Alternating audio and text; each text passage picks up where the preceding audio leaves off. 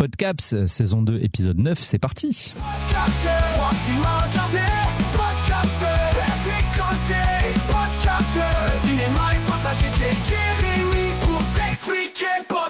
Bonjour, bonsoir et bienvenue dans ce nouvel épisode du Podcaps. Moi, c'est Rémi et je suis et serai toujours en compagnie de Pierrick. Comment ça va mon petit Pierrick? T'as une petite mine. Alors, comme vous voyez maintenant, ok, j'ai fait une proche des films, donc vraiment pardon, monsieur. Horrible le mec. Ouais, j'ai une petite mine, je suis sous rhume, mais j'ai pris beaucoup de drogue dure, donc ça devrait le faire. Tu vas tenir. Je vais tenir. Ouais. Ok, parce que tu sais qu'on n'est pas tout seul ce soir. Oh, dis-moi plus. Les amis, aujourd'hui sortez vos cahiers, prenez des notes, nous accueillons le plus sympa des profs de cinéma. En plus de sa présence, il nous honore de sa culture et de son esprit critique. Son incroyable ressemblance avec Harry Potter est une preuve de son altruisme, car moi, à sa place, j'en aurais déjà profité pour gratter une soirée à Poudlard. On est très content de l'avoir à nos micros. Bienvenue à Romain Jiménez. Hola, ¿qué tal? Alors, je te mets au défi de faire tout l'épisode en espagnol. Et si, señor, si. Ah, il le fait. Je traduirai. On va mettre des sous-titres avec, non? C'est audio. Bonsoir Romain. Bonsoir Raphaël, merci, quelle introduction. Je fais juste une parenthèse. C'est pour toi, hein. Mais Raphaël, c'est mon nom de famille. Oh, pardon, Rémi, oui. Voilà. J'ai même pas capté. Si, alors, oui, mais je te le dis parce que, comme tu l'as dit vite, oui. Je pense que du coup, tu vas ça va rester ancré. Ouais, ça va être naturel. Donc, je préfère te le dire, voilà. Alors, oui. Après, tu peux m'appeler Raphaël tout le long, mais du coup, les gens vont pas savoir de qui tu parles. On part sur une autre émission. C'est ça, exactement. Non, Rémi, effectivement, merci. Et ça fait un mois qu'on me parle de cette ressemblance avec Daniel Radcliffe. Je ne comprends pas. On te l'avait jamais dit. Peut-être depuis que j'ai une nouvelle paire de lunettes. J'allais demander s'il y avait eu un changement. Qui explique la ressemblance un peu plus aujourd'hui qu'avant. Mais c'est flatteur. Moi, j'aime bien cet acteur. J'aime bien Daniel Radcliffe. Et pas de souci, j'aime bien Harry Potter. Moi, si je peux te faire une confidence, la toute première fois qu'on t'a rencontré, donc c'était aux Arcades. Oui. Tu venais présenter, je crois que c'était les chariots de feu. Oui, avec Alexandre Farrugia, tout à fait. Son nom, lundi athlète. Exactement. Ouais. Et en fait, j'étais juste vu dans la file d'attente et j'ai dit à Pierrick en rigolant, oh, il y a Harry Potter ce soir. Et je savais pas que c'était toi l'intervenant. Et après t'es monté sur scène, enfin t'es allé devant la salle et j'ai fait d'accord, ok, bon bah ferme ta gueule Rémi parce que c'est adorable de penser à moi, mais je n'étais pas là. C'était Tom. Mais j'aime que tu me gardes dans tes pensées. Moi, c'était Tom. Ouais, mais je sais plus avec qui je fais des couvertures. Parce que je suis constamment dans ton cœur. Mais bien sûr, c'est exactement ça, Pierrick. Romain, on est très content de t'avoir avec nous. Du coup, pour expliquer un petit peu aux gens, est-ce que tu veux te présenter déjà plus précisément que juste je ressemble à Harry Potter? Oui, parce que c'est peut-être réducteur, mais tu m'as très bien introduit et je te remercie. Et je vous remercie pour votre accueil. Écoute, je vais pas forcément en dire plus, mais effectivement, j'enseigne le cinéma au lycée Bristol à Cannes depuis 4 ans maintenant. Depuis 2 ans aussi à l'université au campus Georges Méliès. Et avant d'enseigner le cinéma à Cannes, je l'ai enseigné aussi en Lozère. Je tiens à le dire parce que c'était une magnifique expérience aussi pendant 3 ans. Donc en fait, j'ai eu la chance, dès que je suis entré dans le métier, ça peut intéresser peut-être les personnes qui nous écoutent, de pouvoir, juste après mon année de stagiaire, être titularisé sur un poste en cinéma et tout de suite d'enseigner ce domaine qui est ma passion. Et c'est une chance, et je le reconnais. Oui, parce que rares sont ceux qui veulent faire du cinéma de près ou de loin et qui trouvent un boulot direct, quoi. Vraiment, c'est bien. Et oui, et puis c'est surtout qu'il faut, il n'y a pas de diplôme d'enseignement du cinéma quand on veut l'enseigner au lycée. Il faut passer par une autre matière. Et moi, oui, et on peut tout à fait enseigner le cinéma en étant prof de maths au départ. Ça existe, d'anglais, etc. Moi, j'ai choisi les lettres parce que c'était mes études au départ, en passant mon concours de lettres modernes, que je me suis spécialisé dans le cinéma. Ok. Voilà. Mais il me semble que Véronique, qu'on embrasse, qui est une de tes consoeurs d'un autre établissement, nous avait expliqué la même chose. Elle était prof d'anglais, il me semble, à la base. Et c'est comme ça qu'elle a pu après bifurquer sur le cinéma. C'est fou ça d'ailleurs, parce que c'est tellement essentiel d'être... C'est bien la technique, tout ça, mais c'est tellement essentiel d'avoir aussi cette partie culturelle et surtout d'analyse. Comment s'articule ton programme? Parce que moi, ça, je suis assez curieux, parce qu'on dit prof de cinéma et tout. Mais qu'est-ce qu'il y a au cœur de ton programme? C'est un programme officiel de l'éducation nationale. En lycée, en tout cas, il y a à la fois une partie théorique, donc d'analyse d'images, histoire du cinéma, voilà, se faire une culture de cinéma, et une partie pratique où on écrit des scénarios, on fait du tournage, on fait du montage. Et il y a aussi, moi, ce que je trouve absolument génial dans ce genre d'enseignement artistique, parce que il existe aussi l'enseignement du théâtre, l'enseignement de l'art plastique, de la musique, hein, à peu près tous les arts sont possibles au lycée, c'est qu'on fait entrer à un moment dans l'école des professionnels pour accompagner des projets. Et là, tout d'un coup, c'est l'école qui s'ouvre à la réalité il faut effectivement que ça se passe de manière encadrée et que ça donne pas une fausse image de ce que peut être la réalité du cinéma en l'occurrence. Mais tout d'un coup, l'enseignement devient plus concret, surtout pour les élèves qui parfois ont l'impression de recevoir un enseignement abstrait ou avec la fameuse question mais à quoi ça va me servir plus tard d'apprendre ça et tout d'un coup là, de voir des gens qui en ont fait leur métier, qui viennent les accompagner, ils se disent tiens, c'est tout d'un coup on parle de choses concrètes à l'école. Exactement. Et ça, je trouve ça très important. D'incarner l'enseignement par des personnes, c'est important. Les amis, comme d'habitude, aujourd'hui, on va parler de cinéma, évidemment. On va pas inviter Romain pour parler de cuisine. Ça serait dommage. Pas, hein. J'avoue. Ça serait peut-être pour les étudiants qui viendraient de ton cursus, enfin, de ton programme, et qui viendraient écouter l'épisode, je rassure tout de suite, c'est pas un podcast. Je rassure Parc. Oh, j'adore. Pas mal. Je t'en prie. Là, t'as un titre d'épisode, mec, hein. J'y ai pensé, j'avoue. Donc, je disais, je rassure tout de suite, c'est pas, on n'a pas vocation de faire un podcast archi-élitiste parce que c'est pas notre mentalité. L'idée ici, c'est de parler de cinéma comme on en parlait entre amis. Alors, évidemment, là, on a la chance d'avoir un prof avec nous, donc on va un peu se lâcher dans les analyses, tout ça. Mais on essaye vraiment de garder ce côté, j'ai vu un film, je le conseille à un ami, comme j'en parlerai lors d'une soirée, d'un échange, d'un apéro, et sans trop se prendre la tête. Ah, mais je te rejoins complètement sur ça. Je pense qu'il faut que le cinéma il soit inclusif et pas exclusif. Exactement. Parce que si on se parle comme dans un entre-soi, ça n'a aucun intérêt. Je pense que en plus que là on est écouté, il faut qu'on puisse parler au plus grand nombre. Exactement. Avant ça, petite tradition, Romain, ici on introduit nos épisodes avec une anecdote. Et est-ce que tu aurais une anecdote à nous partager? Soit une anecdote de cinéma, soit autre chose. Si t'as du cinéma, c'est mieux. C'est du cinéma et en l'occurrence cette anecdote est liée à un objet, en tout cas une photo que je vous ai amenée. Je vois déjà qu'elle est protégée et tout. Oui, elle est protégée parce qu'elle est précieuse. Ah, j'attends. Ah, est-ce qu'on peut essayer de deviner? Et il faudra faut deviner qui est sur la photo. Ah, et comme ça. Himself. Autographe. Selfie. Tu ne crois pas si bien dire. Ah, c'est un selfie. C'est un selfie. J'ai cru qu'elle allait dire, j'ai remonté le temps, je suis allé voir Médias. C'est un selfie avant l'ère du téléphone portable, évidemment. Vraiment. C'est incroyable. Je sais que ce ne sera pas le cas, hein, mais si tu nous trolls et que c'est juste un selfie de toi à la plage, je pleure de rire pour les 2 prochains jours. Vraiment.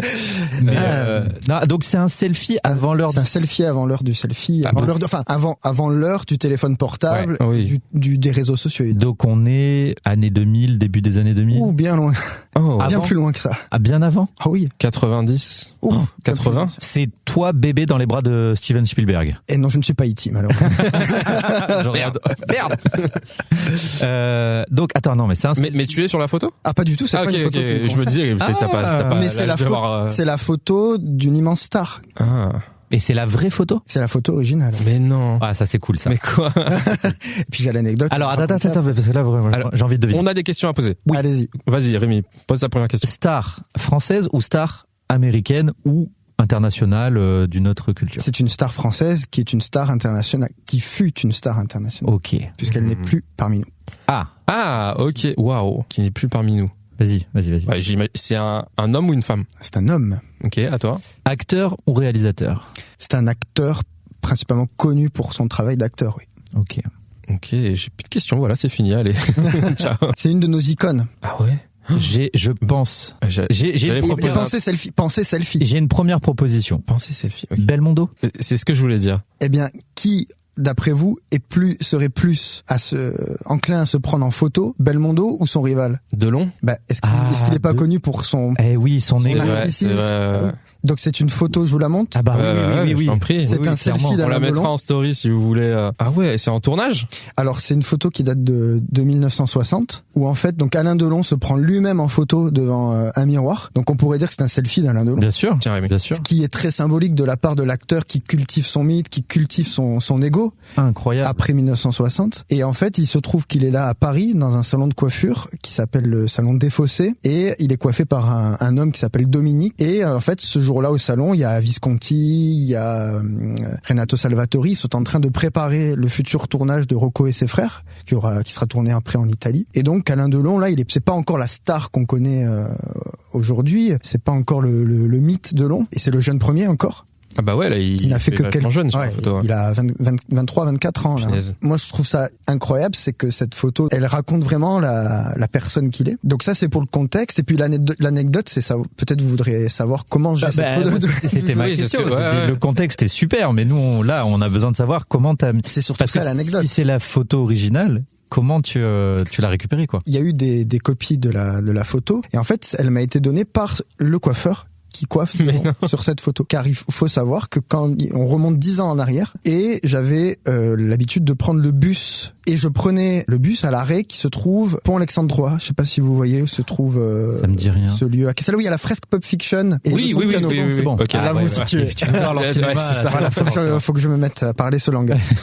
Et il se trouve qu'il y a 10 ans en arrière, donc il y avait un salon de coiffure qui faisait l'angle de ce pont. D'accord. En fait. Et qui était le salon de coiffure de ce monsieur qui avait 94 ans et qui s'appelait Dominique. Et moi, ce qui a attiré ma curiosité, c'est qu'en fait, dans la devanture de la vitrine, il déposait des photos comme ça. Et il y a cette photo. Et un jour, je me dis, mais c'est pas possible. Je peux pas, à un moment donné, rester à faire du lèche-vitrine cette vitrine avant de prendre le bus et pas entrer et voir qui est le mec à l'intérieur qui met ses photos, quoi. Et un jour, je passe la porte de cette boutique et je passe une après-midi entière dans ce salon à parler avec ce vieux monsieur et qui me raconte qu'en fait, il a fait toute sa carrière d'abord à Paris. Il a coiffé Robert Mitchum, il a coiffé Delon, Belmondo, des producteurs américains, donc dans ce salon. Même pour l'anecdote, il a même rasé les aisselles d'Ava Gardner, m'a-t-il raconté. Incroyable.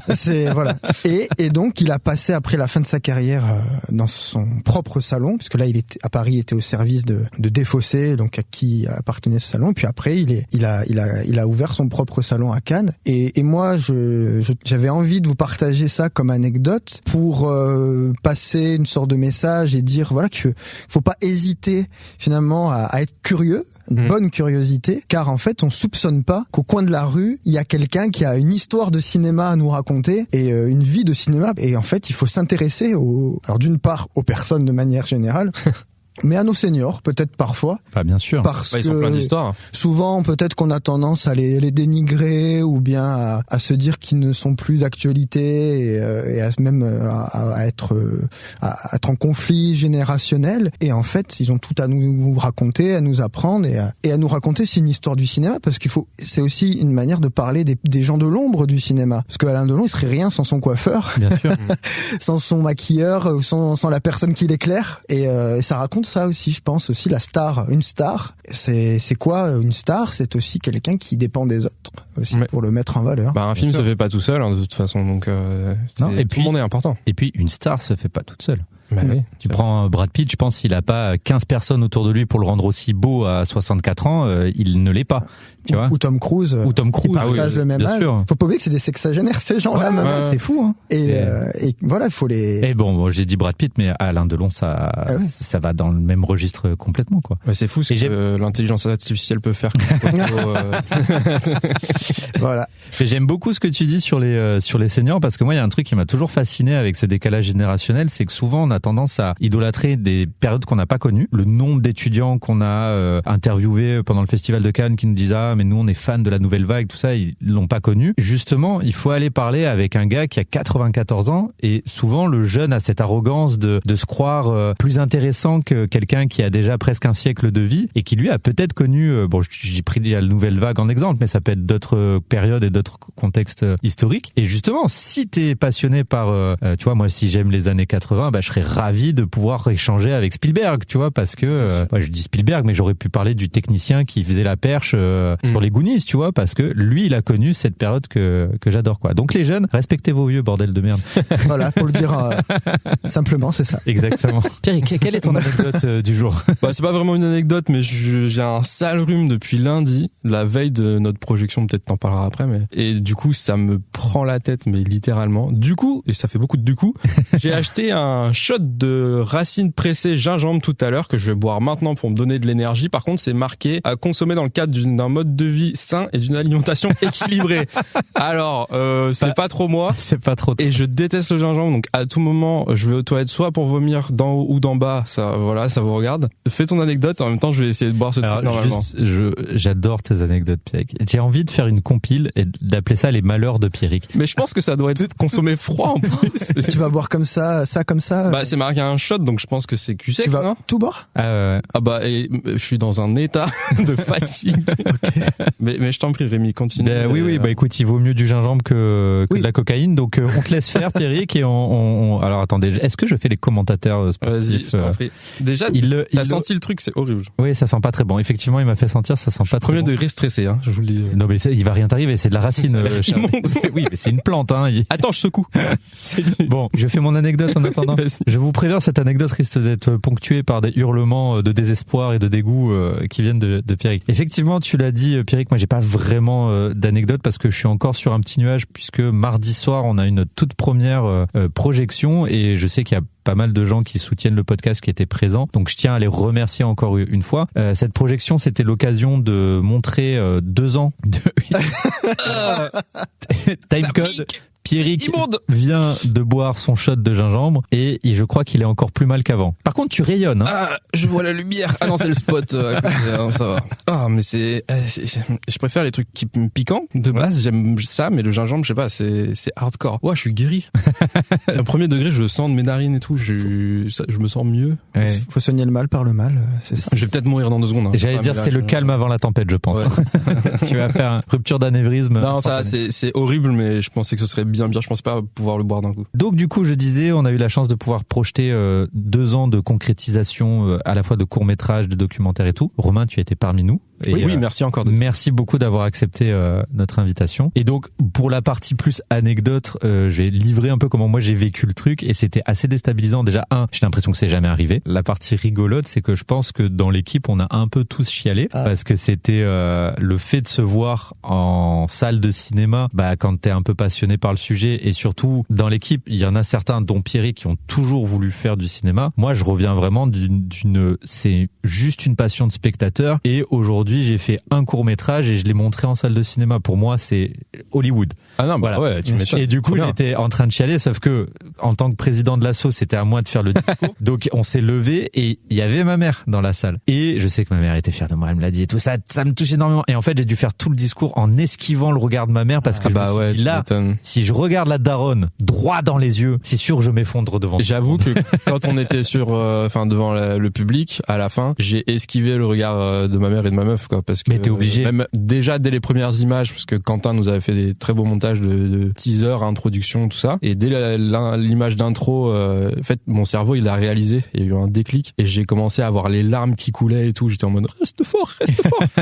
Quand les gens rigolaient, quand t'entendais les émotions qui correspondaient à ce que tu voulais au départ, c'est vraiment un truc très très puissant. Et à la fin, sur scène et tout, je me retenais et tout. J'étais en mode, j'avais juste envie de prendre mes potes dans mes bras, quoi, à côté de moi, devant tout le monde. À la fin, les gens ils commencent à partir et tout, et juste ma mère elle me dit faut que j'y aille parce que elle avait évidemment d'autres choses à faire, mais elle me dit par contre je suis très très fier de toi. Et là j'ai fait tu m'as eu, et j'ai chialé.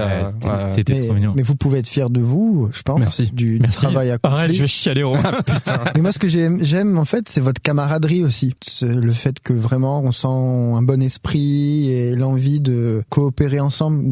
C'est votre making of par exemple qui me fait dire ça. Et alors du coup, comme la soirée, pour contextualiser pour les gens peut-être qui sont passés à côté de l'événement, mais la soirée c'était vraiment, comme je l'ai dit à la fin, c'était une invitation à rejoindre l'asso, et on s'est dit il faut absolument qu'on mette ce making of parce que c'est bien de montrer les courts-métrages, mais le making of au-delà de son rôle de making of, il y a un vrai truc de camaraderie dans ce making of, et aujourd'hui c'est un des trucs qui représente le plus la mentalité de notre copinage tous les 5, et du coup c'est pour ça qu'on voulait absolument le montrer, quoi. Et je pense que le making of a suscité aussi l'intérêt et l'envie de pas mal de spectateurs dans la soirée, quoi. Ouais, c'est un truc qui plaît en tout cas sur YouTube. Je sais que ça a pas mal plu aux gens qui regardent. Et surtout si vous avez envie qu'il y ait des personnes qui vous rejoignent, au moins ils voient comment vous travaillez en fait. Oui, dans quelle ambiance et de quelle manière. Parce que même si là il y avait une pression des 48 heures qui est pas la même manière de une pression des 48 heures. Tous nos tournages sont comme ça.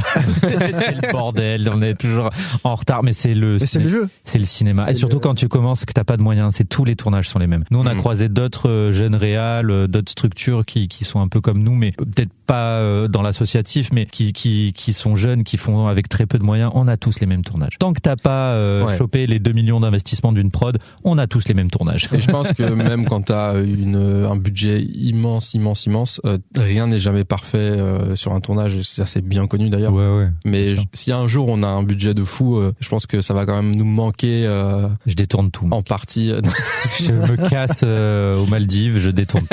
Non, mais je pense qu'on repensera à cette époque en mode quand même quand on avait 2 fois rien pour faire les films, c'était quelque chose. Incapable de me projeter comme ça. Je pense qu'il faut garder cet état d'esprit de bricoleur et de travailleur avec 2-3 bouts de ficelle, parce qu'au moins ça force l'imagination aussi. Et pour revenir à votre projection aussi, je trouve que c'est une bonne idée de le projeter en salle, parce que une projection en salle, tout d'un coup, ça vient conclure quelque chose et en même temps annoncer autre chose. C'était un petit peu, je crois, C'était exactement l'objectif de la soirée. Votre objectif, et je trouve que pour ça a bien fonctionné aussi. Bah, je pense. En tout cas, vu les retours qu'on a eus, je pense. Les bons retours. Et du coup, moi, ce qui m'a beaucoup touché, c'est que nous, comme on est dedans, des fois, on a du mal à prendre du recul et de se dire, on en a fait des choses, il s'est passé plein de trucs et tout. Là, le fait de tout voir la suite et tout, je me suis dit, on a quand même 2 ans vraiment cool, quoi. Ouais. Donc, encore un grand merci à toutes les personnes qui étaient présentes. Merci Romain d'avoir été avec nous. Oui. Et il y en aura d'autres. Les amis, on va clore ce chapitre d'anecdotes, on va pouvoir parler de cinéma, mais avant ça, quelques remerciements. Le plus beau cinéma de la Côte d'Azur. Des salles uniques, un confort inégalable, mais surtout de l'IMAX. Oui, bon. Plus sérieusement, merci le Cinéum de Cannes d'accueillir et de soutenir le podcast. Grâce à eux, on peut voir tout un tas de films et vous en parler après. Donc les amis, si vous êtes dans le coin et que vous voulez vous faire une super séance de ciné, venez au Cinéum, croyez-moi, vous ne le regretterez pas. Allez, on peut reprendre l'épisode. Le Cinéum. Oui, bon, on a compris. Voilà, on dit un grand merci au Cinéum et on va pouvoir parler de cinéma. Alors, Romain, est-ce que tu peux nous parler du dernier film que tu es allé voir au cinéma, mais est-ce que tu penses que tu peux nous le faire deviner ? Bah bien sûr, vous êtes fort. Alors là, je sais pas, il en est où, Jean-Jean Man, là ? Franchement, ça va. Ouais, ça va. Ça va, je me sens un peu réveillé, mais c'est peut-être un effet placebo. Prêt à... oui, peut-être. Oui, sûrement. Prêt à essayer de deviner le film de Romain ? Oui, vas-y. Allez, c'est parti. Alors, c'est un film français aussi, qui a été présenté en compétition au Festival de Cannes. Est-ce que déjà ça vous met sur la voie ? Film au cinéma. Et là, il est sorti récemment. Et il est sorti. C'est un film qui parle de la police. Dossier 137. Ouais, c'est ça.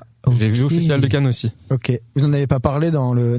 Non, justement, je crois que j'avais hésité, j'avais choisi un autre film peut-être. Est-ce que Clélia en avait pas parlé ? Mais je crois pas. Je crois qu'on n'a pas fait un gros chapitre dessus, ouais. Alors, dossier 137 137, ouais. Dossier 137. 137, ouais. On t'écoute. J'ai choisi de vous parler de ce film parce que il m'a marqué, je pense, car il revient sur un événement, je pense, qui nous a tous et toutes marqué au moment où il est arrivé. C'est le mouvement des Gilets jaunes en 2018. Et donc le film se passe dans ce contexte-là, à Paris. Et d'ailleurs, moi, ça m'a rappelé des choses que j'avais oubliées à l'époque. Je sais pas si vous vous rappelez, par exemple, de certaines personnes. Vous savez, il y a des Gilets jaunes qui faisaient des barrages. Oui, bien sûr. Qui bloquaient certains accès et qui laissaient passer. Les gens qui avaient un gilet jaune dans la voiture. Oh oui, j'avais complètement oublié. Moi aussi. Il y avait des gens qui sortaient. J'ai fait, ah oui, c'est vrai.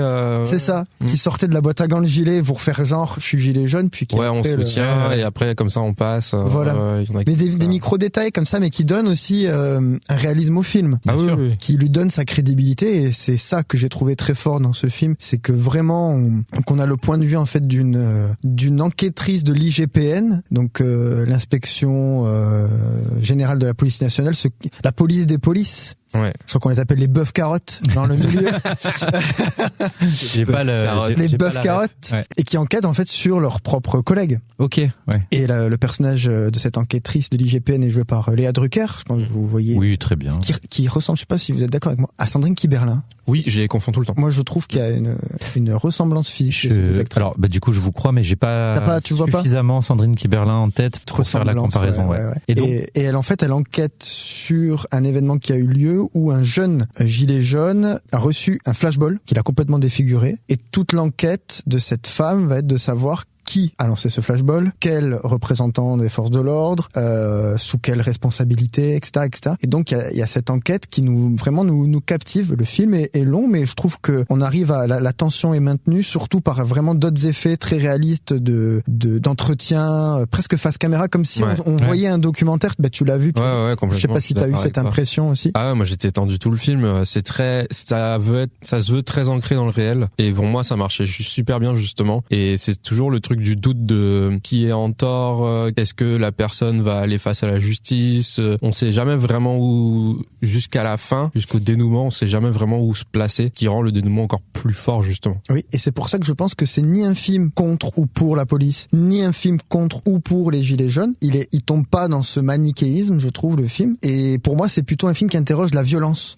à tous les niveaux. La manière dont cette violence aussi, qui passait par les images qu'on voyait sur les réseaux sociaux, parce que le film joue beaucoup avec ça. On voit des images de smartphones, qui sont à la fois des reconstitutions et des images maintenant d'archives de l'époque. Bien sûr, ouais. Et comment cette violence finalement de la société, elle vient tout d'un coup s'immiscer dans des familles qui n'ont rien demandé, chez des enfants, chez des jeunes, et finalement qui fait que notre société aussi est habitée par la violence. Et le réalisateur, c'est Dominique Moll. Je pense que c'est vraiment son credo, parler de la violence, parce qu'il avait fait La Nuit du 12. Je sais pas si vous l'aviez vu, ce film. Non, personnellement, je l'ai pas vu.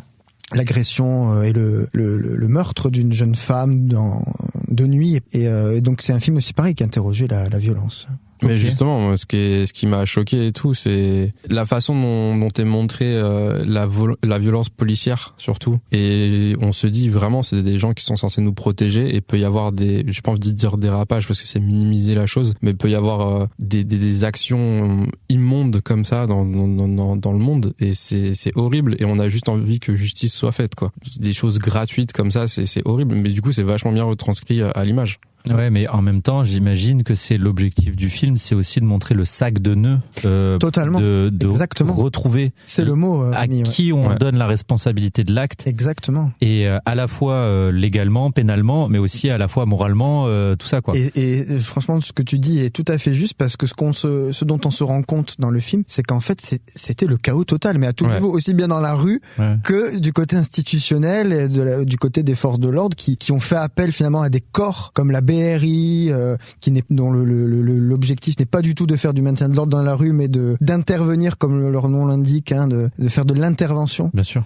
Dans des cas de force majeure, et qui en fait n'étaient pas préparés à ce genre de situation, eux aussi en fait. Bien sûr. Comme tu dis, et ce sac de nœuds, c'est vraiment le parti pris aussi du film. Je trouve que t'as choisi un mot. Ouais, j'ai pas voulu voir ce film. Je veux pas voir ce film parce que je pense que j'ai encore des cicatrices de toute cette période de violence où pour moi, on en a, comme tu l'as dit, on en a trop vu sur les réseaux sociaux, on en a trop vu, et du coup je dénigre pas le travail du réal et de l'équipe et de tout ça, et je me sens pas encore prêt à me replonger dedans. Par contre, c'est vrai que le sujet a l'air archi pertinent, et en fait ce qui me plaît dans ton argumentaire, c'est le ni pour ni contre.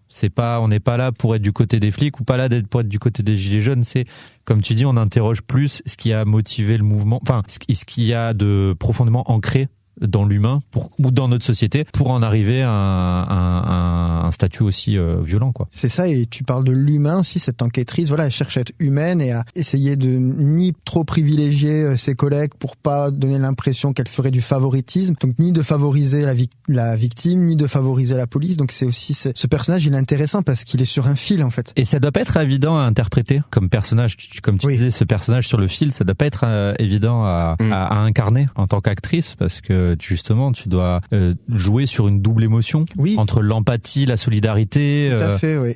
C'est ce que disait le réalisateur dans son dossier de presse, c'est qu'il faut qu'elle arrive, Léa Drucker, fallait qu'elle arrive à être à la fois dure quand il le fallait, en même temps plus douce.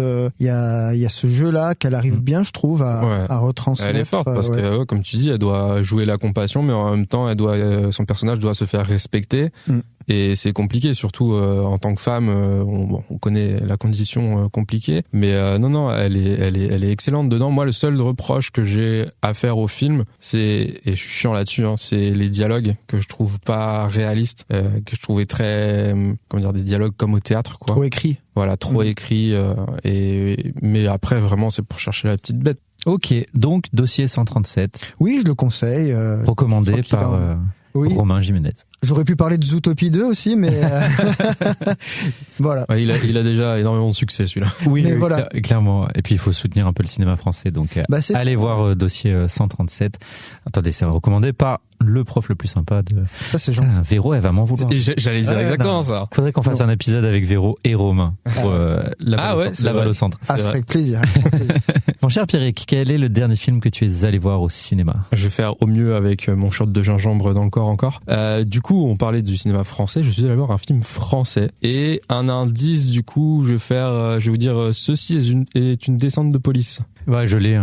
Ça y est. Je l'ai. Je vois la ref, mais ah non, là. Vas-tu battre un prof de cinéma? Est-ce que le titre, c'est L'âme idéale? C'est exactement ça. Avec Jonathan Cohen. Exactement. Ah, oui. D'où la ref. Oui, mais oui, c'est sa ref. Oui, au il faisait un running gag. Ouais. Exactement.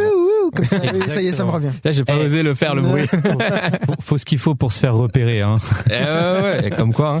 Mais non, du coup, je suis allé voir L'âme idéale de Alice Vial avec Magali Lépine-Blondeau, qui a joué dans Laurence Anyways ou encore Simple comme Sylvain, et Jonathan Cohen, qui, bon, on va pas dire ce qu'il a fait, bien évidemment. Marc! Pardon. Mais du coup, non, déjà, c'est ma surprise de la semaine parce que en fait, j'avais un film à voir au cinéma que je n'avais toujours pas vu hier pour aujourd'hui, et je suis allé voir par hasard. Je me suis dit bon je peux que aller à une séance à 13h et il y avait ça, et je let's go. Je savais même pas de quoi ça parlait. Je me suis dit on verra bien, et je m'attendais à rien et je ne suis pas déçu, et c'est ça, et ça m'a fait trop du bien. C'est vraiment un film qui m'a fait du bien. C'est un super duo, l'alchimie elle est au top franchement, et Jonathan Cohen dans un rôle aussi sérieux, aussi touchant, franchement bravo. Ça m'a surpris, j'ai pas l'habitude de le voir dans ce genre de rôle, et je pense qu'on est beaucoup à pas avoir cette habitude là justement. C'est l'histoire d'une femme médecin qui voit les morts en fait. Donc sur le papier, oui film français, une médecin qui voit les morts, d'accord, franchement ça me parle pas plus que ça, et en fait c'est super bien traité, on s'ennuie pas. Il y a des moments où je me suis dit oh là là, ça commence à, je sens que ça va tourner en rond là, ça va être vachement répétitif, et hop, non, justement il passe sur autre chose, elle arrive à passer à autre chose. Non, c'est très juste, je trouve, comme film. On passe un peu par toutes les émotions. C'est un film doux, un film un peu cocon, très touchant, pas que le personnage de Jonathan Cohen. Et je sais pas, c'est un film, en fait, j'ai trouvé ça frais. Je trouvais que c'était assez différent de ce qu'on avait l'habitude de voir dans le cinéma français, même si dernièrement on a vraiment des bons trucs, je trouve, et je suis très fier de le dire. Mais voilà, c'est un film qui pourrait très vite tomber dans le côté niais, parce qu'il y a quand même une romance dans ce film. Et en fait, non, il tombe jamais. Il est juste à la limite parfois du niais, mais il va pas traverser cette limite. Et ça fait vraiment la force du film, selon moi. Et voilà, c'est vraiment une belle découverte. Franchement, je le recommande. J'ai sorti une vidéo là-dessus vite fait qu'en parle, mais il y a pas que Avatar 3 au cinéma en fait. Et c'est l'arbre qui cache la forêt. C'est très joliment dit. Mais et ouais, et franchement. et non, allez voir L'âme idéale. C'est vraiment, moi, c'est un petit coup de cœur. Puis j'imagine que ça doit être vachement savoureux de découvrir Jonathan Cohen dans un autre registre. C'est ça que je me demandais. Voilà, il fait de la comédie dans le film. Enfin, il a des passages où il est drôle, mais elle aussi. Et justement, ça marche très bien parce que quand il faut qu'il ramène de la tristesse tous les deux, ils y arrivent parfaitement. Quand il faut qu'ils nous fassent sourire, ils y arrivent parfaitement aussi. Et quand ils doivent être entre deux, ça marche parfaitement également. Donc franchement, bravo à eux, bravo à la réalisatrice Alice Vial, je le répète encore, on le dit pas assez. Et non, vraiment un film qui m'a touché, bravo. Et tu parlais d'un personnage qui communique avec les morts, c'est ça? Ouais. Est-ce que le film il est aux frontières du fantastique dans ce cas-là? Il est vraiment à la frontière, mais en fait, comme je disais, c'est jamais dans le too much, c'est jamais dans le trop. Ça garde bien la justesse qu'il doit garder, et tout au long du film, et c'est ce qui fait que ça marche selon moi. En fait, il se voit pas comme étant plus que ce qu'il est, ce film. Est-ce que il touche dans le mille, quoi. Bruce Willis était mort depuis le début en fait? Alors il est là tout le long du film, mais en fait faut bien regarder, il est au fond à chaque fois. Je rigole. Mais non, vraiment très belle surprise. C'est comme tu dis, c'est plaisant quand on va voir un truc, on sait pas ce que c'est, et vraiment. Moi j'adore quand le cinéma il nous réserve des surprises comme ça, que tu vas un peu au dépourvu, ou t'as un métier qui fait que il faut que t'ailles voir un film à ce moment-là, et tu prends une séance, voilà, et en fait tu dis putain, je serais jamais allé voir ce film, et en fait je serais passé complètement à côté de quelque chose, quoi. Moi j'espère vraiment que je fais justice au film, parce que j'ai du mal à me concentrer. Non, c'était très bien vendu, franchement, très honnêtement, mec. Ça me donne envie de le voir. Ah bon, attends, je suis content, sincèrement. Ce film mérite d'être vu. J'ai vu qu'il y avait des retours d'autres créateurs de contenu qui en parlaient très bien, et ça m'a donné envie de le voir aussi, parce que en fait je suis vraiment curieux curieux, à la fois du synopsis, mais aussi à la fois de découvrir ce Jonathan Cohen. J'aime bien quand t'as des acteurs qui, allez hop, ça y est, là, je sors de mon registre. Ça fait 10 ans qu'on se tape Serge Le Mito et compagnie. Donc, enfin, Marc et tout ça. Oui. Allez, maintenant, je fais un truc un peu plus profond, un peu plus... Cadmerade a fait ça sublimement bien avec Claude Lelouch. Mais vous me direz si jamais vous avez la chance de le voir, ce que vous pensez du duo, parce que moi, vraiment, le duo, il est parfait. Il fonctionne bien, juste, elle est super, il est super. Non, c'est trop super. bien. Tu l'as bien vendu, mec. Merci beaucoup. Merci, Pierry. Et je vous en prie. Alors, Rémi. pour ma part, pour essayer de vous le faire deviner, c'était un film qui a été présenté au Festival de Cannes. Je crois qu'il n'était pas en compétition, mais je doute vraiment. Ok. C'était la recommandation 2025 d'une des membres très importantes de l'asso, Ok. Lilou. Et c'est un film, je peux pas vous dire autre chose, c'est trop facile. C'est une grande fresque. Voilà, Je te c'est une laisse grande deviner parce fresque que- de presque 3 heures. Ah, Résurrection. Et tout à fait. Bien sûr, je l'ai vu. Résurrection. Ah, on va pouvoir en Moi, je ne l'ai débattre. pas vu. Alors, tu m'en veux pas. Si tu écoutes nos épisodes, tu sais qu'en ce moment, je suis en train de rénover la maison, donc j'étais en plein Oui. chantier Ah bon aujourd'hui. Et j'ai complètement oublié de faire ma fiche avec le réal, les acteurs, tout ça. Et en plus de ça, les noms chinois, je démissionne. Attends. De- Tu fais une fiche d'habitude? Non, mais sur mon téléphone, j'ai Ah oui, où je mets d'accord. au moins l'année, le machin. Donc, je crois que c'est Bigan, Oui, Bigan, oui. le réalisateur. Je vais y aller. Et puis on verra à quel moment tu me rejoins dans le débat. J'ai profondément passé un horrible moment. Waouh. Voilà. Ah ouais. Et pourtant, alors j'avais vu aucune bande-annonce. J'y suis allé avec la recommandation d'une très bonne amie qui est cinéphile et tout. Et quand elle m'avait décrit le film, je me suis dit sublime. Je vais en prendre plein les yeux pendant presque 3 heures. En plus, moi, les films longs, ça me dérange pas. Et ben, écoutez, ce n'était pas du tout pour moi. Alors, on va décortiquer. Je ne dis pas que le film est mauvais parce que le film cartonne. Il y a des beaucoup très bons d'éloges. retours. J'entends beaucoup d'éloges, mais si je peux faire un parallèle de ma petite expérience à moi, c'est que j'ai eu l'impression de regarder du Jodorowsky chinois et autant je peux plus ou moins rentrer dans l'univers de Jodorowsky si on le contextualise, autant là je pense que la différence culturelle m'a éloigné de la réception que j'aurais pu avoir du film. Donc je suis pas rentré du tout dans ce film et croyez-moi quand vous rentrez pas dans un film aussi long et aussi particulier, parce qu'en fait, c'est vraiment une fable chinoise. Alors, je pense que c'est une vraie déclaration d'amour au cinéma dans son intégralité et principalement au cinéma chinois, parce que tout est basé autour du cinématographe, du fait que les gens ont retrouvé l'immortalité en arrêtant de rêver, mais que justement, si tu ne rêves plus, il y a plus de créativité, donc il faut continuer à rêver. Exactement. C'est une très belle fable. Ouais. Là-dessus, moi, c'est vraiment la réal qui m'a perdu. Ouais. Et alors, autant c'est, je crois, 6 ou 7 fables. Ouais. Parce qu'en fait, on va suivre. Ah, il y a plusieurs histoires. En fait, Ouais.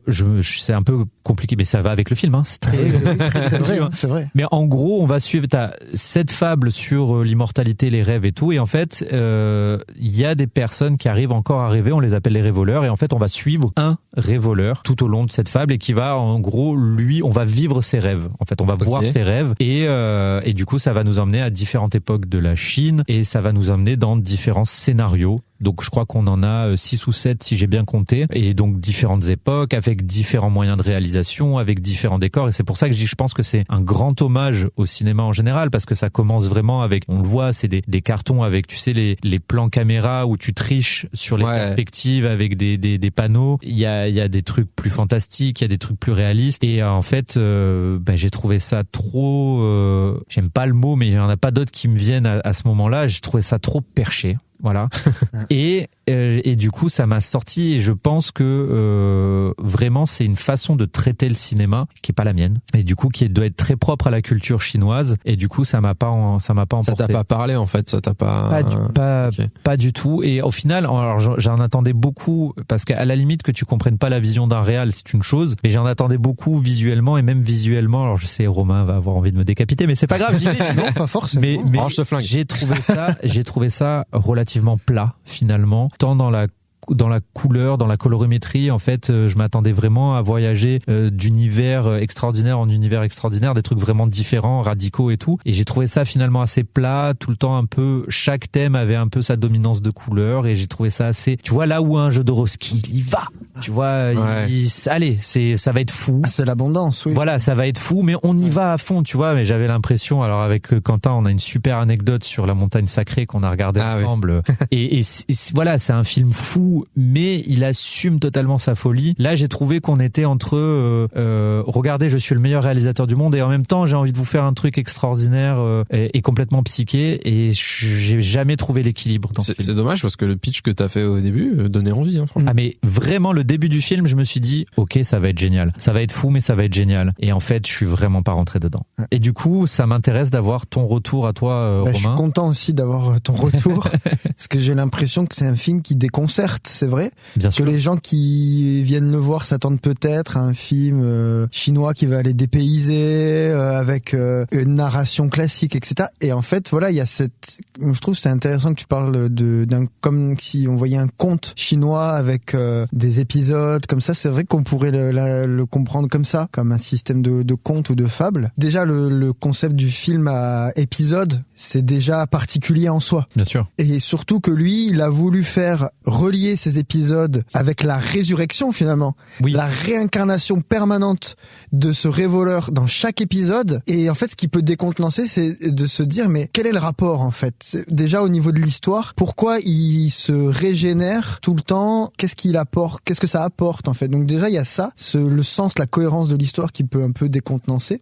J'ai l'impression aussi que c'est les différentes esthétiques qui t'ont un peu mis à distance. Eh ben alors, pas tant que ça, c'est plus qu'au final, j'aurais vraiment adoré que chaque scène ou que chaque fable, on va dire, je sais pas d'autres mots, ait encore plus d'identité. Et au final, je trouve qu'elle manquait d'identité. Oui, je trouve. Elles étaient fades pour toi. Oui, je trouve. Même le plan séquence final, enfin, le faux plan séquence. Oui. Pour la recherche de l'homme. Même ça t'a pas. Eh ben, justement, j'allais dire, je trouve que du début à la fin, en fait, chaque panneau a un code couleur assez terne et qui fait qu'en fait, j'ai jamais eu vraiment une explosion de saveur. J'ai eu un truc très plat. C'est sage. C'est resté trop sage, en fait. Au regard de l'ambition. Pour le film complètement fou ce que j'avais sous les yeux, et je me suis dit, alors, il y a des décors très réussis, d'autres un peu moins. Il y a des fables qui nécessitaient pas, parce qu'il y a une fable qui est très tournée vers la spiritualité. Oui, c'est dans le temple. Hein, exactement. Ouais, elle est belle. Mais tu vois, par exemple, la dernière fable, tout est très rouge. Ouais. On se serait cru dans Enter the Void, un truc comme ça. J'ai eu la même. Ou même le film de un autre le film de avec Vincent Cassel et Bellucci. Irréversible. On se serait cru dans Irréversible. Même. Ouais, j'avais Enter the Void, et j'ai trouvé que la ville, il y avait une ambiance à Les Crimes du futur de Cronenberg. C'est pour ça, pardon, je voulais pas te couper. Non, vas-y. Tu disais. Tout le monde se coupe ici, c'est ça. Mais en fait, tu disais que c'était peut-être le côté trop chinois du film, et moi je le trouve hyper occidental en fait.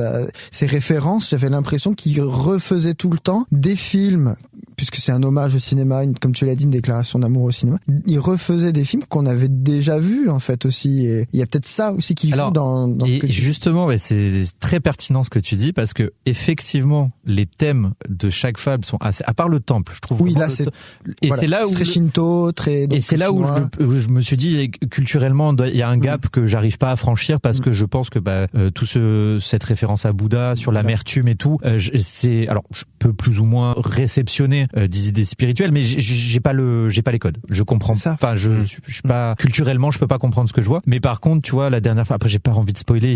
Du coup, j'ai envie d'en parler sans. En vrai, j'ai toujours envie de voir le film. En lâchant les chiens, mais effectivement, même s'il y a pas mal de trucs qui sont récupérés de la culture occidentale, principalement parce que le cinéma s'est occidentalisé, mais c'est traité d'une façon, à mon sens, chinoise, que je reconnais pas le cinéma que j'aime voir d'habitude. Et je pense que c'est là où je me suis dit, à la fin du film, je me suis vraiment dit, c'est officiel, même si c'est un grand film, tu peux pas réceptionner tout le cinéma qu'on te propose non plus. Tu vois, et je pense que du fait que je sois né dans les années 90 et que j'ai quand même grandi avec les années 80 et les années 90, je suis un peu matrixé par tout ce qui est cinéma américain, et j'ai plus de mal à réceptionner. Faut que tu ouvres tes chakras. Ouais. Totalement. Donc tu penses vraiment que ça vient d'une distance culturelle, de codes que tu n'as pas pour entrer dans... Oui, je pense, parce que tu vois, on pourrait faire un parallèle en ce moment. Je sais que le cinéma coréen a énormément la cote depuis Parasite. Tout le monde parle que de... Et c'est vrai qu'ils font un excellent cinéma, mais même chez les Coréens, oui, moi, le seul que je vais vraiment adorer, c'est Bong Joon-ho, mais il fait du cinéma américain. Alors il y a tout ce truc de la société coréenne, le travail, même dans Mickey 17, là, c'est socialement c'est coréen. Mais visuellement, c'est du cinéma américain. Puis il travaille avec des acteurs américains. Quand il a fait Okja, c'était Jake Gyllenhaal qui était dedans. Enfin, du coup, je pense que c'est comme ça. Je dis pas que je suis hermétique à d'autres propositions, parce que il y a du cinéma danois que je trouve excellent. Il y a du cinéma allemand que j'ai plus peut-être en série. Tu vois, des propositions comme Dark, comme 1886 et tout. J'adore. Mais là, pour le coup, j'y suis pas allé, quoi. Pardon. Non, j'allais dire. Du coup, c'est peut-être juste le film. C'est pas forcément. La culture. Oui, parce que je trouve que, hormis c'est vrai l'épisode du temple qui peut vraiment renvoyer à la culture, la spiritualité chinoise, j'avais l'impression que Bigan il regardait finalement l'histoire du cinéma, certes à travers son point de vue peut-être de réalisateur chinois. Ouais. Mais qui en reprenait les codes aussi, parce que je sais pas si c'est quelque chose quand même qui t'a étonné. Est-ce que tu as vu qui a fait la musique du film? Pas du tout. Je vais être très sincère avec toi, ça fait très longtemps que ça m'est pas arrivé, mais j'ai vraiment eu envie de me lever et de partir. Waouh. Ouais. À ce point. Et alors, t'es resté vraiment extérieur au... Je suis allé au bout. Parce que la curiosité vaincra toujours, et que t'es pas à l'abri. La montagne sacrée, par exemple, quand on l'a vu avec Quentin, on s'est dit waouh. Et là, il faut y aller, il faut tenir. Et puis au final, la fin, il y a une vraie surprise. Il y a un paquet cadeau à la fin, tu vois, et tu te dis waouh, ok, d'accord, j'ai compris ce qu'il voulait me dire. Oui. Là, je l'ai pas eu. Le dernier plan, peut-être moi, c'était cette surprise éventuellement que j'attendais chez Bigan. Et j'ai peur d'avoir décroché. Et la musique. Pour y revenir, c'est un groupe français, c'est M83. Ah, mais ils sont d'Antibes en plus. Mais oui. Ah ok. Et j'ai été surpris de voir que c'était eux qui avaient fait la musique. Un groupe que j'aime bien en plus. Ouais, ils sont forts. Ouais. Voilà. et alors justement, je me disais, mais il a certainement pris un compositeur chinois. Il y a vraiment, on a l'impression d'être dans une... Et pas du tout en fait. Et déjà, ils sont forts. Oui. Et deux, ça montre bien que peut-être il y a cette volonté peut-être aussi de rassembler à travers son film des références occidentales, peut-être de les faire siennes, de rendre un hommage. Mais quand même le dernier, moi je trouve c'est un bel hommage quand même au cinéma, au fait, à la projection en salle notamment. Encore une fois, je dis pas que le film est mauvais.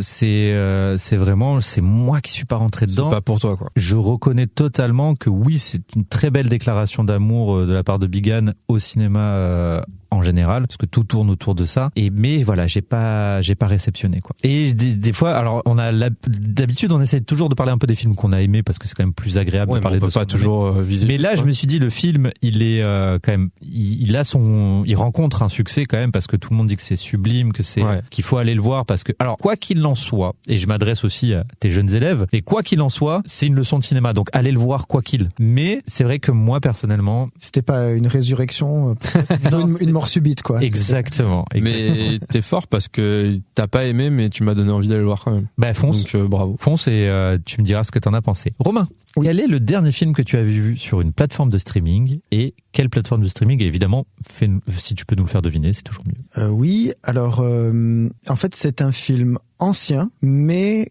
qui est dans une actualité brûlante, qui s'est passée tragique. Et j'ai voulu voir ce film que je n'avais pas vu aussi pour parler de cette actualité. Je sais pas si vous en avez parlé déjà. Un film sur les attentats? Non, c'est une actu cinéma tragique qui s'est passée là. Ah oui. Tu l'as, Pierre? T'as vu Spinal Tap? Alors pas Spinal Tap. Ok. On parle bien d'un film de Rob Reiner. Oui. Mais c'est juste une parenthèse sur ça, quoi. Alors je suis complètement... Pardon, j'allais dire what the fuck.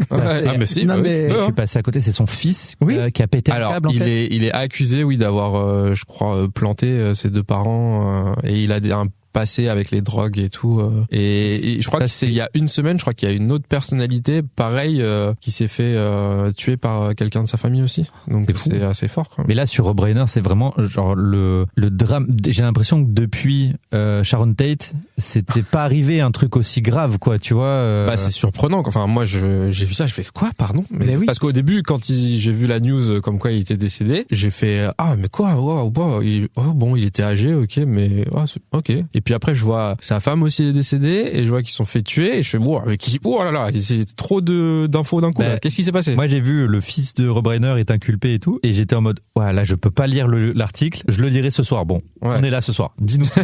Mais c'est ça, mais Pierrick l'a dit et en fait, ils étaient à une soirée, Rob Reiner et sa femme de Conan. Vous savez, cet animateur. Soirée de Noël de Conan O'Brien. C'est ça.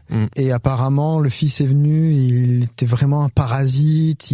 On l'imagine vraiment. Il mettait la zizanie, genre il mettait les gens mal à l'aise. Il posait des questions bizarres. Et tout. Ouais. Il devait être en état sous influence. Ouais, sous influence. Pas dans son état normal, effectivement, comme quand Pierrick prend du gingembre. Tout à fait. Attention à vous. Et il se trouve qu'ils l'ont chassé et apparemment ça a mal tourné quand ils sont rentrés chez eux, d'après ce que j'ai lu dans les médias. Et en général, quand tu tues tes deux parents, c'est que ça a mal tourné quand t'es rentré à la maison. Oui. Ouais. Bah, on va voir ce qu'il en est dans la suite dans l'enquête. Oui. Il risque la peine de mort aux États-Unis. Ils sont dans un état où il y a la peine de mort. Je crois bien que, d'après ce que j'ai lu. C'est dur, hein.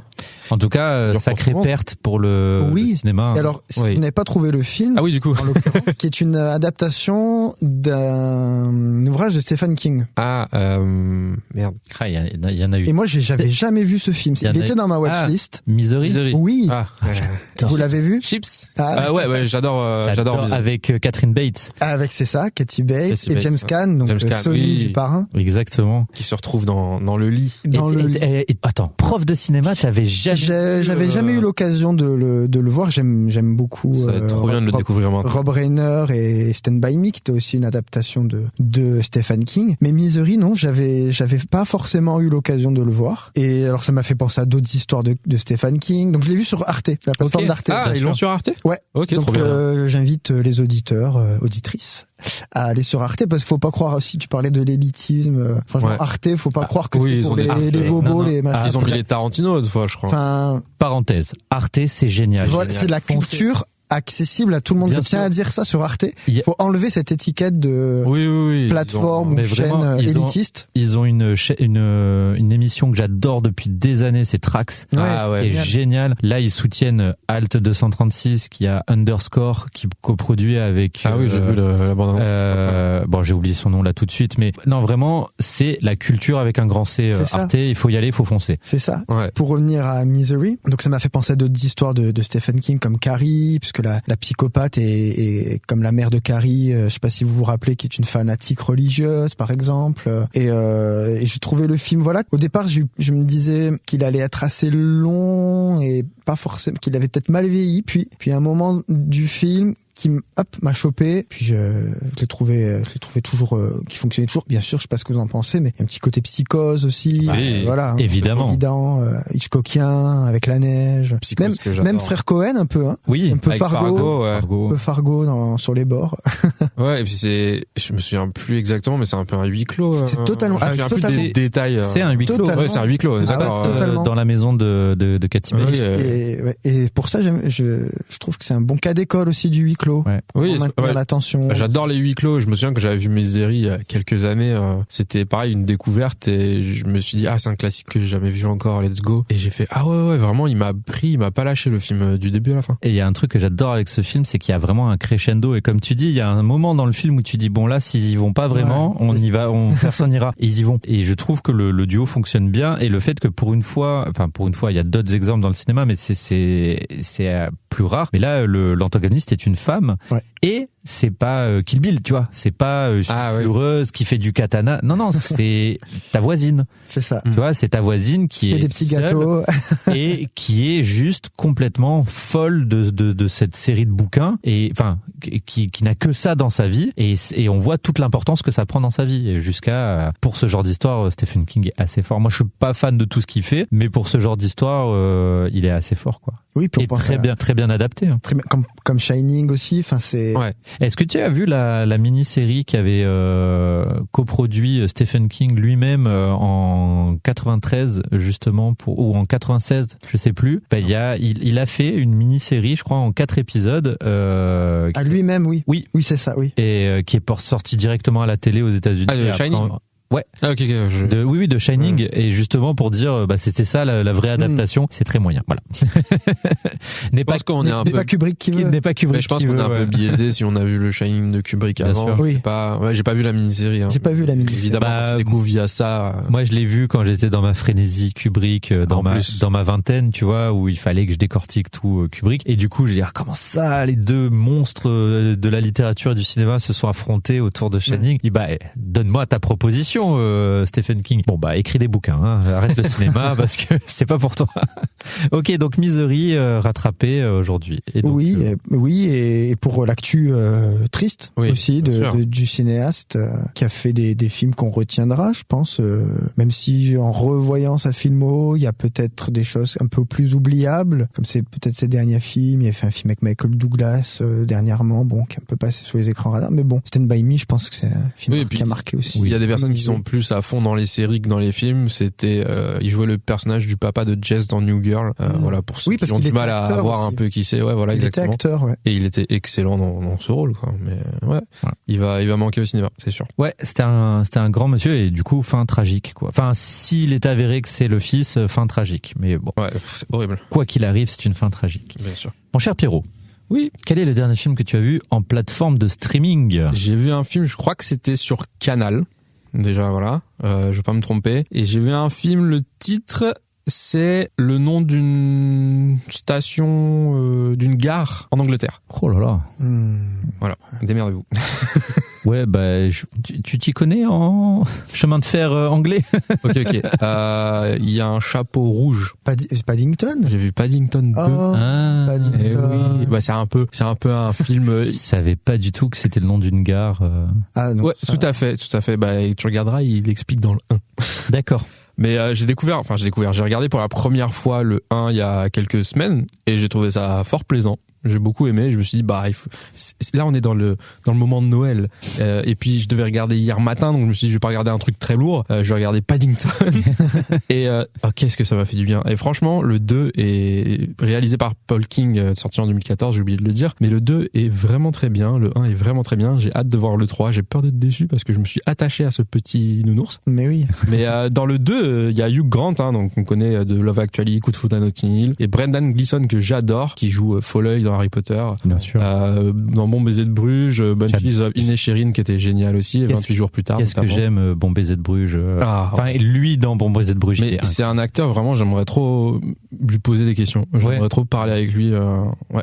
Et sous-côté comme acteur. Complètement. Je trouve qu'on le voit pas assez, mais. C'est lui qui a joué avec Colin Farrell là dernièrement, non? Banshees of Inisherin, qui est excellent, j'ai trouvé. C'est un duo d'acteurs assez de haute volée. Ils sont super potes, ils s'entendent vachement bien en tournage, les deux. Ouais, parce qu'ils ont fait Bon baiser de Bruges ensemble, et c'est le même réal, je crois, d'ailleurs, Bon baiser de Bruges. Mais pour en revenir à Paddington 2, voilà, je vais pas en parler des heures, parce que tout le monde connaît la qualité du film, même quand on l'a pas vu. C'est pour toute la famille, c'est pour les petits, c'est pour les grands, on peut regarder tout seul à plusieurs périodes de Noël, je pense que c'est super. Voilà, c'est frais, c'est drôle, c'est mignon, c'est coloré. Il y a un petit côté, même si c'est pas Wes Anderson, il y a une petite scène où je me dis ça fait un peu Wes Anderson et tout. C'est vraiment le moment où tu peux replonger en enfance. Et ça m'a fait le même effet sur le 1. J'avais l'impression d'être un petit gars qui regardait des films comme à l'époque, des films accessibles à tout le monde. Et ça fait le même effet. Ça me fait pas un effet où je suis pas dedans comme peut-être des films pour enfants qu'on peut sortir maintenant. C'est vraiment, ça parle à tout le monde, je trouve. Il y a des clins d'œil à des films grands classiques, je peux en dire trop. Surtout un qui m'a marqué. Et en fait, ce qui m'a surpris dans le film, c'est qu'il y a vraiment un côté sombre. Et ce qui est fort, c'est que il est d'autant plus sombre, ce côté, que Paddington, lui, il voit tout le monde comme des gens bien. Planète entière, elle est bien, tout est beau, tout est édulcoré. Et donc, quand il arrive quelque chose de mal, c'est encore plus impactant. Et vraiment, ça m'a surpris. J'étais en mode, ah ouais,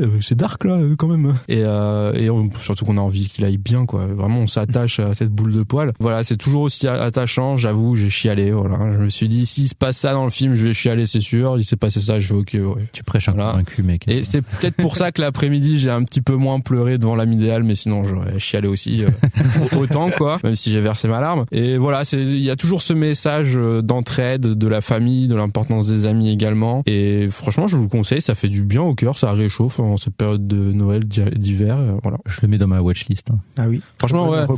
Mais j'ai peur de regarder le 3 parce que c'était tellement... Et oui, il y a le 3 où il voyage au Pérou, je crois, c'est ça? Ouais, Paddington au Pérou, Paddington 3. Mais en fait... mais il a une bonne réception. Hein. Ah bon, bah tant mieux. Mais en fait, ce qui m'a motivé à regarder Paddington ces derniers temps, c'est parce que dans la pop culture, même dans certains films, des fois, on pose la question, le film avec Nicolas Cage et Pedro Pascal, là, quand tu lui dis quel est le meilleur film que t'as vu, il dit Paddington 2, quoi. Et il y a d'autres trucs de pop culture où ils disent le meilleur film que j'ai vu dans ma vie, c'est Paddington 2 et tout. Bon, je le mettrai pas là non plus, mais je comprends. Ah ouais. C'est vraiment, c'est un chocolat chaud le film. Ok. Et voilà. Ouais. Ok, trop bien. Tu le vends bien. Et je crois que c'est sur Canal, hein, donc il y a les 3, il me semble, il y a la trilogie sur Canal. Voilà. Ok. Et toi, qu'est-ce que t'as regardé? Alors moi, donc je l'ai vu sur Netflix et pour vous le faire deviner, bon Romain, je sais pas si ça va te parler, mais j'ai déjà parlé de cette franchise dans le podcast et j'ai vraiment rigolé à gorge déployée. Une franchise humour.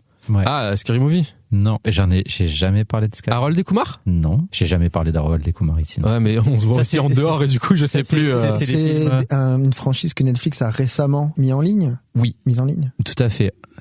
Qu'est-ce qu'ils ont mis? Et alors, si ça peut vous aider, on parle vraiment des années 80. Et j'ai ri. Y a-t-il les Naked Gun? Ah, bien sûr. Et alors okay. là, moi je ris à gorge déployée avec toi. Hein. Alors, du coup, toujours dans ma quête de survivre à mon blues hivernal du mois de décembre. Donc, dernier épisode, je vous avais parlé de Jean Reno qui devient meilleur pote avec un pingouin. Qui m'a pas fait tant de bien que ça parce qu'au final, j'ai trop chialé pendant ce film. Je sais pas si tu connais ce film avec Jean Reno, c'est Mon ami le pingouin. C'est vraiment, voilà. Écoute le dernier épisode, tu verras. Mais le truc, c'est que ce film a trop fait pleurer. Donc, et je l'avais vu avec Maud, ma femme. Oui. Et du coup, là, on se retrouve tous les deux devant la télé. On se dit bon bah, on voulait un film réconfort. Finalement, le pingouin, c'était trop émouvant, pas triste. Je tiens à préciser. Allez-y, c'est du chamallow, mais trop émouvant. On a trop chialé. Là, on a vraiment envie de rigoler. Donc, ce qui est chiant, c'est que depuis, vous avez acheté 5 manchots, quoi. Ouais. Et la glace qui va avec. Et la glace qui va avec. En fait. C'est nous le sanctuaire Marineland. Ici, ils vont nous les merde. Ils ont transféré les animaux.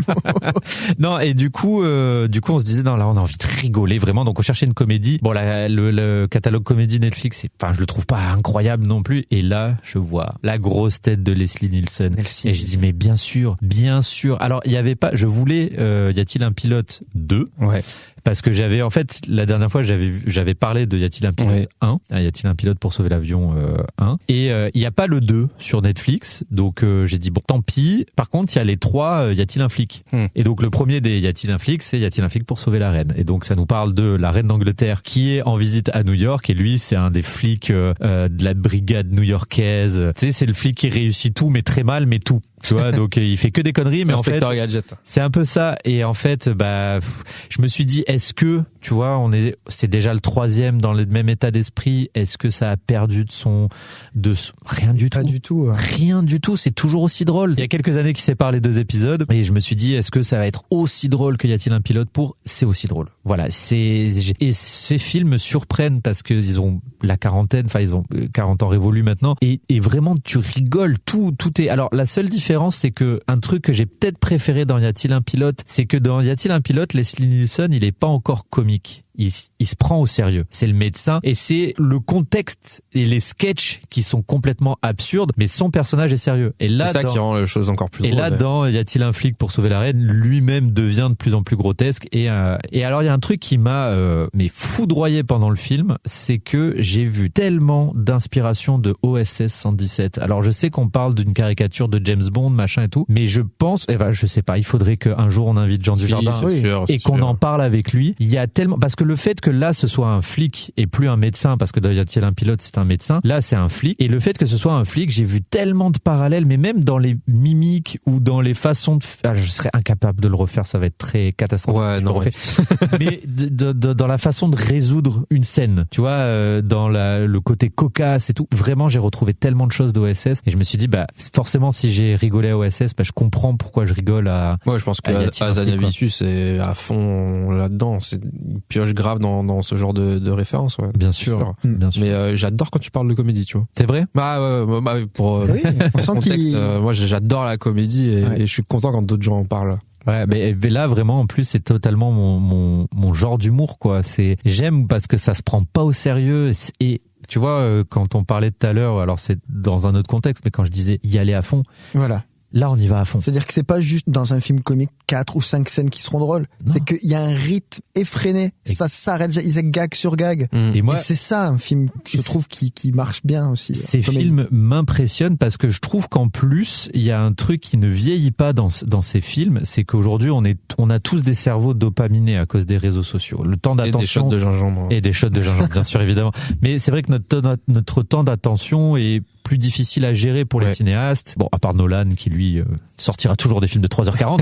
Mais non, ce que je veux dire, c'est que c'est plus compliqué de nous garder dans un film. Et là, comme tu dis, il y a un rythme, ça ne s'arrête jamais. Toutes les putains de secondes, il y a un sketch. Et tu te dis, mais comment ils ont pu écrire autant de vannes? C'est ça. Et puis, ils n'ont pas peur d'aller ridiculiser la reine d'Angleterre, de la mettre dans des situations assez, difficilement tenables parfois. Bien sûr. Et c'est ça aussi. C'est ce côté subversif qu'on a envie de voir dans des comédies parfois où on se moque, sans méchanceté, je trouve, mais où on y va, quoi. Et c'est ça, tout le talent de ce film, c'est que tout le monde prend cher, toutes les communautés. Alors, on est vraiment ancré dans fin des années 80, début 90, donc il n'y a pas une représentation comme on pourrait. C'est pas la même société qu'aujourd'hui, totalement. Mais néanmoins, quand tu connais le contexte social des États-Unis en fin 80, tout le monde prend cher, mais c'est jamais méchant. Et ça, c'est trop fort. Et puis même les États-Unis eux-mêmes prennent cher, puisque le personnage principal est pas le plus malin, quoi. Bien sûr, mais même les personnages autour. Enfin, ce que ça dit des États-Unis, de sa relation avec l'Angleterre et tout, c'est tellement drôle. Et bravo.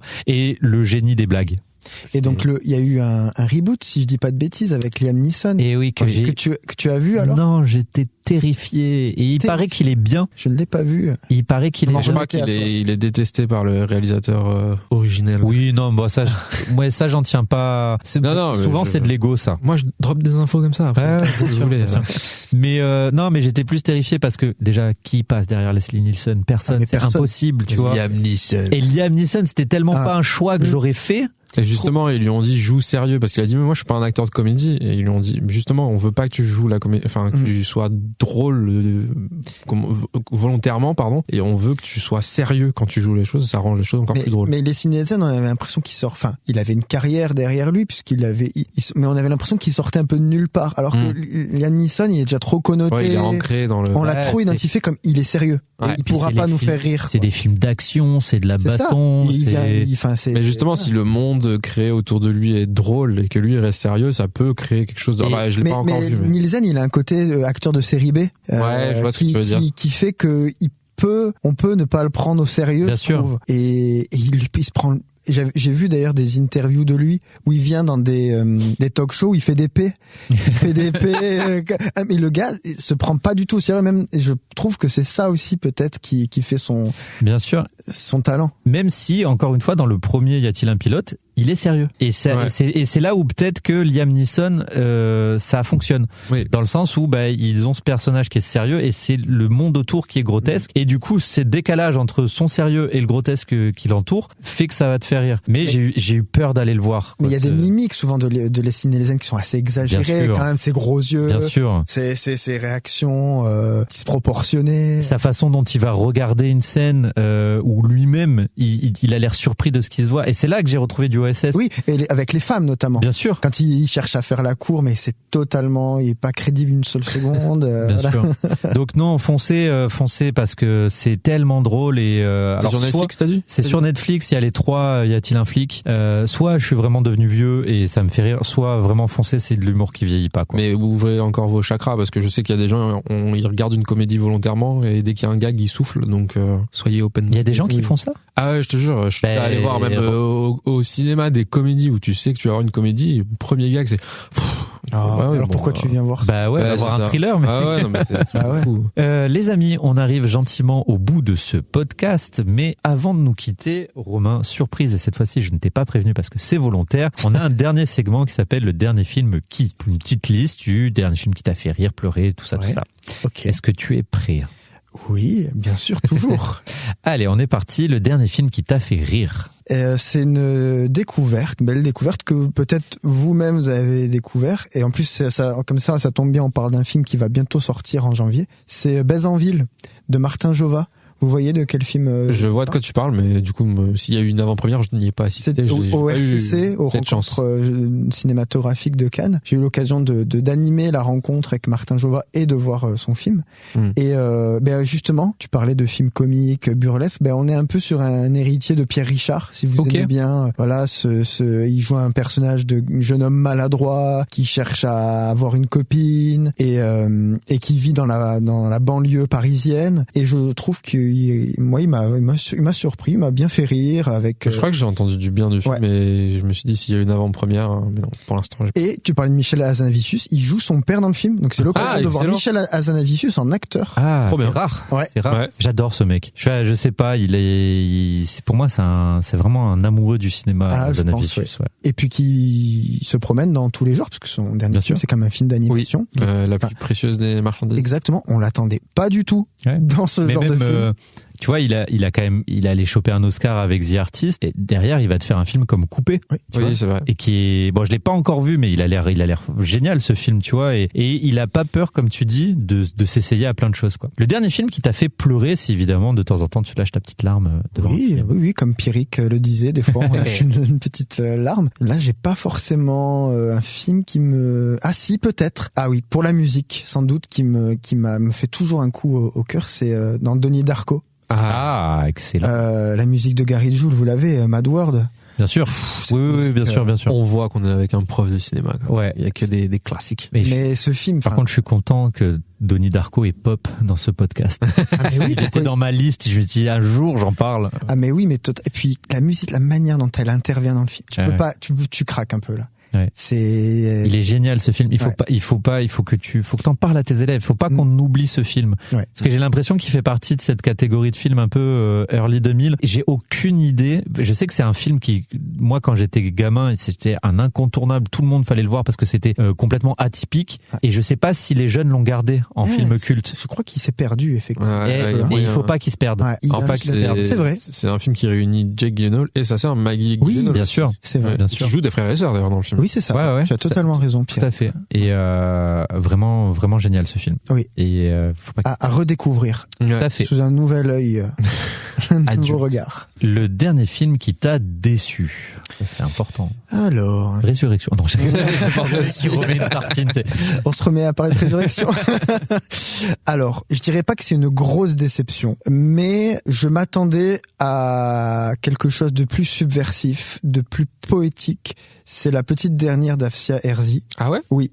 Alors j'aime bien le film, hein, et je trouve que le sujet elle fait de l'histoire d'amour lesbienne un film, je dirais classique, et avec une narration qui pourrait être la narration d'un film avec un couple straight. C'est ça que je veux dire par là. Ah ouais. Et pour ça, c'est comme si elle rendait ça final, elle normalisait le couple lesbien. Mais je m'attendais à plus, peut-être de moments plus poétiques, peut-être. Pareil, je l'ai trouvé sage, mais j'aime beaucoup ce que fait Afsia Herzi. Et Bonne Mère, un film qu'elle avait fait précédemment, me touche beaucoup sur la façon dont elle refilme ses personnages. On sent de l'amour, on sent qu'elle aime filmer, et c'est pour ça que j'aime quand même. C'est pas une grosse déception. D'accord. C'est un film que j'ai pas encore eu l'occasion de voir, mais que j'avais envie de voir aussi, dans ma watchlist. Le dernier film qui t'a réellement surpris, dans le sens où tu t'attendais vraiment pas à ce que t'as vu. Alors, je vais rester sur du cinéma français, mais c'est pas du chauvinisme, c'est vraiment pour revaloriser le cinéma français. Il faut en soi. Parce qu'en fait, hormis Donnie Darko, là, je ne cite que des films français. Je vais en citer un autre pour vraiment montrer. C'est souvent ce que je dis à mes élèves, aux jeunes, de sortir des a priori qu'on pourrait avoir sur le cinéma français. Ouais. Et c'est L'Inconnu de la Grande Arche, là, ce film. Je voulais le voir à Cannes, j'ai pas pu le voir. Qui m'a donc agréablement surpris, c'est ça que tu me demandes plutôt? Oui, enfin réellement surpris dans le sens où tu t'attendais pas vraiment à ce que t'as vu, quoi. Eh ben, je connais bien le cinéma de Stéphane Demoustier, que j'ai d'ailleurs eu la chance de rencontrer, j'ai animé une séance avec lui d'ailleurs aux Arcades, et je vais dire que je partais déjà en sachant ce qu'il allait faire du film. Et il a fait mieux que ce que je pensais encore. Ça, c'est beau, ça. Sur la manière de... l'histoire, je vous recontextualise. C'est l'architecte qui a obtenu la possibilité de construire l'Arche de la Défense sous Mitterrand. Et il raconte vraiment l'histoire d'un artiste qui, à cause de problèmes... Il y a Xavier Dolan dans le film. Oui. De problèmes politiques, administratifs. Tout d'un coup, se met dépossédé de son œuvre d'art alors qu'il a été choisi pour construire ça. Et c'est vraiment un film sur un artiste, en fait. Et qui m'a, à certains moments, beaucoup surpris, voilà. On note le dernier film d'animation que tu as vu. Encore une fois, je pourrais parler de Zootopie 2, mais je laisse, aller le voir, voilà. Non, c'est vraiment un film que je n'avais jamais vu et je serais curieux de savoir si vous l'avez déjà vu.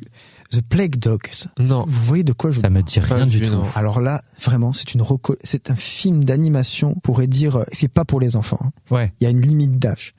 Mais waouh, alors là, j'aurais pu en parler pour la larme versée. Parce que c'est un film qui raconte l'histoire c'est un film d'animation. Deux chiens qui sont enfermés dans un labo d'expérimentation. Oh putain, quelle horreur.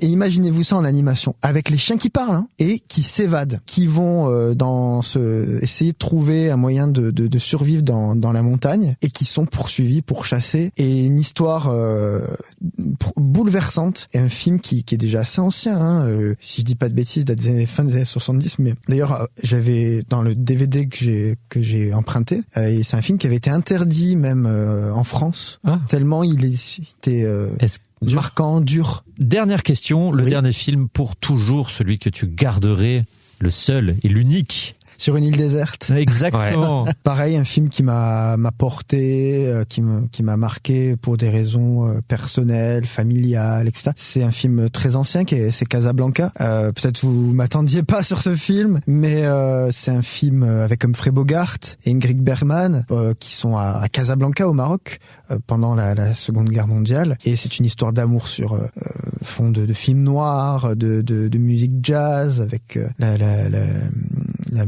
musique très connue du film As Time Goes By, et un film avec une ambiance inoubliable qui, quand on est très jeune, en ce qui me concerne, m'a marqué, et qui est un film que je pourrais revoir à l'infini parce qu'il me replonge dans des souvenirs et qui me fait rêver, tout simplement, parce que c'est le cinéma aussi, ça. Faut pas le négliger. C'est à un moment donné, tu vois un film, tu sors de ton quotidien, tu rêves. Morale de résurrection, du coup. Ouais, mais morale visiblement. Il faut rêver. Oui. Et ok, donc Casablanca. Ouais, Casablanca de Michael Curtis. Okay. Ouais, ou à ex-aequo avec Vertigo d'Hitchcock aussi. Oui, bien sûr. C'est ton préféré Hitchcock? Oui. Okay. C'est lequel, le tien? Psychose. Oui. Mais oui. je pense, ça m'intéresse. Parce que c'est cette idée du faux semblant, de quelque chose qui nous échappe, Ah ouais, non, mais c'est un film incroyable. Et pour l'avoir vu en présence aussi de Kim Novak. Je crois que ça allait me dire Hitchcock, j'ai fait quoi? Non, j'ai des archives, mais j'ai pas, des photos. Mais je suis moi-même pas issu de la résurrection. Hein. mais Kim Novak, je l'avais vu le film en Cannes classique avec Kim Novak. Incroyable. Et d'ailleurs, je l'avais déjà vu sur mon petit ordinateur, et là tu le revois comme ça. Ouais, c'est aussi un film qui m'a marqué. Ouais. Ouais, je comprends. C'est un excellent film. Voilà. Les amis, on arrive au bout de cet épisode. Romain, c'était un vrai plaisir d'échanger avec toi. Merci beaucoup. Plaisir partagé. Est-ce qu'on peut te retrouver quelque part en dehors de ta salle de classe? À Cannes, retrouvez-moi à Cannes. Voilà, si vous voulez. Non, je suis pas sur les réseaux sociaux. On peut me retrouver sans doute quand il s'agit de faire des présentations de films dans les différents cinémas de Cannes. À la Licorne, j'anime des films une fois par mois pour la Quinzaine en Action, qui est le dispositif hors les murs de la quinzaine des cinéastes. Okay. Donc, par exemple, en janvier, on passe j'animerai un débat sur Dangerous Animals. Oh, excellent, j'avais adoré ce film. Ouais. Voilà, qui est très particulier, hein. Très particulier, hein, voilà, qui déconcerte aussi. Oui. Et donc voilà, aux arcades, ça m'arrive d'animer des séances au Cinéum. Donc si vous voulez, pour partager un moment de cinéma, on peut se retrouver dans les salles. C'est important, en réel. Retrouvez-moi sur les réseaux sociaux, Pierrot Cinéma, comme d'habitude. J'écris toujours de mon côté, et puis je parle de films que j'aime et de séries aussi, notamment. Et toi? Tout à fait. Pour ma part, vous pouvez me retrouver sur Movies, MOUVIZ, sur les réseaux sociaux où je vous partage des anecdotes de cinéma, mais surtout les amis, si cet épisode vous a plu, n'oubliez pas les 5 étoiles, le commentaire et abonnez-vous au Instagram du Podcast. Et également, n'oubliez pas que ce podcast est produit par l'association Capsule Pictures, donc n'hésitez pas à suivre les aventures de Capsule Pictures. Romain, encore un grand merci. Merci. Et Merci beaucoup. on espère que tu reviendras pour reparler de cinéma. Ouais. Avec plaisir. Parce que c'était super cool de t'avoir avec nous. Merci, le plaisir est partagé et merci pour l'invitation. Et sûrement à bientôt du coup. Tout à fait. Je crois que la prochaine fois qu'on parle en genre, on est en 2026. Hein. Oh, incroyable. Ça serait... ouais, je crois. C'est possible. Oh là là, c'est bizarre. Bon on vous fait des gros bisous et on vous dit à l'année prochaine. Salut, ciao.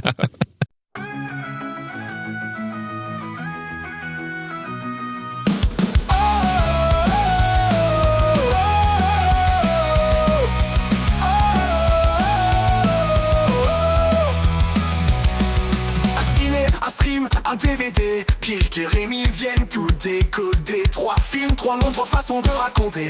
Bienvenue dans le podcast, après ils vont t'expliquer.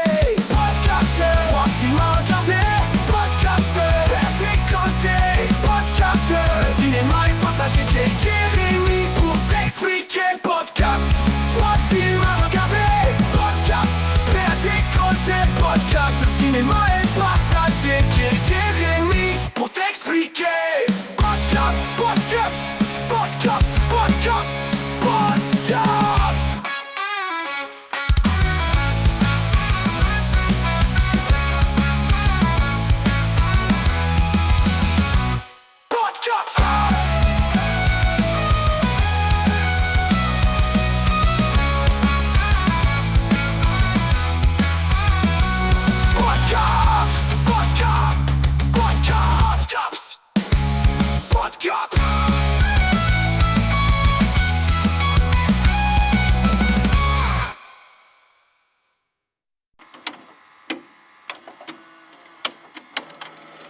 This conversation can serve no purpose anymore. Goodbye.